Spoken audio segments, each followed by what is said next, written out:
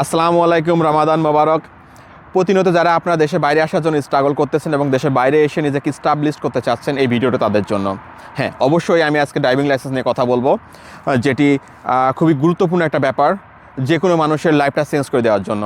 আপনারা যারা advance thinking করতেছেন লাইফটাকে খুব দ্রুত স্টাবলিশ করার জন্য, তাদের জন্য পাবলিক ট্রান্সপোর্ট না, অবশ্যই আপনাকে ড্রাইভিংয়ের উপর, আপনার নিজের ড্রাইভিংয়ের উপর আপনাকে ডিপেন্ডেন্ট হইতে হবে। এখানে ভালো ধরনের জব পাইতে হলে অথবা যে কোনো ধরনের ভালো একটা জব পাইতে হলে আপনাকে অবশ্যই ড্রাইভিং লাইসেন্স আনতে হবে। এখানে এরা জব রিক্রুটমেন্টের সময় ওরা বলে দেয় যে আপনার ড্রাইভিং লাইসেন্স থাকতে হবে, যদি না থাকে অবশ্যই আপনি একটা ভালো জব পাবেন না।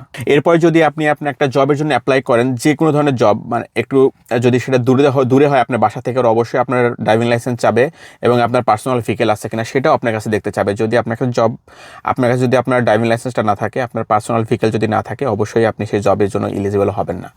তো সেই ক্ষেত্রে জব পাওয়াটা অনেক কঠিন হয়ে যাবে।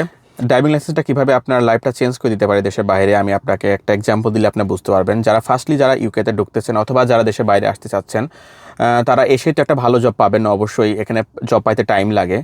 তো যখন আপনি জব পাবেন না, অবশ্যই সেই টাইমটা যদি আপনার কাছে একটা গাড়ি থাকে, আপনার ড্রাইভিং লাইসেন্স থাকে, আপনি যে কোনো ধরনের জব করে নিতে পারবেন। অ্যাটলিস্ট আপনি আপনার লাইফটা সার্ভাইভ করার মতো আপনার অ্যাবিলিটি হয়ে যাবে। যেমন আপনি যদি চান ফুড ডেলিভারি দিতে, সেটা করতে পারবেন। যদি চান যে পার্সেল ডেলিভারি করতে, সেগুলোও করতে পারবেন। যদিও বা পার্সেল ডেলিভারির জন্য অনেকগুলা ক্রাইটেরিয়া আপনাকে ফলো করা লাগে, বাট ফুড ডেলিভারিটা এটা ইজি, এটা যেটা সবাই অনেকেই করে। তো এটা অনেক ইজি একটা জব, যেটা আপনি খুব অল্প সময়ে অনেক বেশি টাকা ইনকাম করতে পারবেন। শুধু এখানেই না, যে কোনো জায়গায় আপনি মুভ করলে দেখবেন কি যে আপনি ফুড ডেলিভারির জবটা অ্যাভেলেবেল পাচ্ছেন। যতদিন আপনি আপনার মানে কাঙ্ক্ষিত জব পাচ্ছেন, এই টাইমটার মধ্যে আপনি আপনার অ্যাটলিস্ট মানে ডে লাইফের যে কস্টগুলো, সেই কস্টগুলো আপনি মেনটেন করতে পারবেন।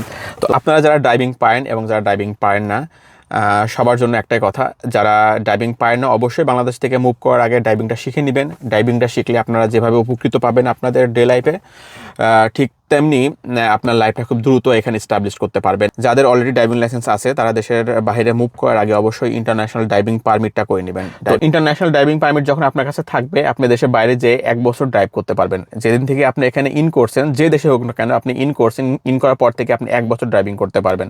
তো ওই 1 বছরের মধ্যে আপনি যে দেশে যান না কেন, সেই দেশের ড্রাইভিংটা শিখে পরীক্ষা দিয়ে পাশ করে ওই দেশের ড্রাইভিং লাইসেন্সটা নিলে আপনি ওখানে নর্মালি গাড়ি চালাতে পারতেছেন। তো সেই ক্ষেত্রে ইন্টারন্যাশনাল ড্রাইভিং লাইসেন্সটা অনেক ইম্পর্টেন্ট একটা পার্ট, যারা দেশের বাইরে মুভ করতেছেন এবং যারা ড্রাইভিং করতে চাচ্ছেন তাদের জন্য।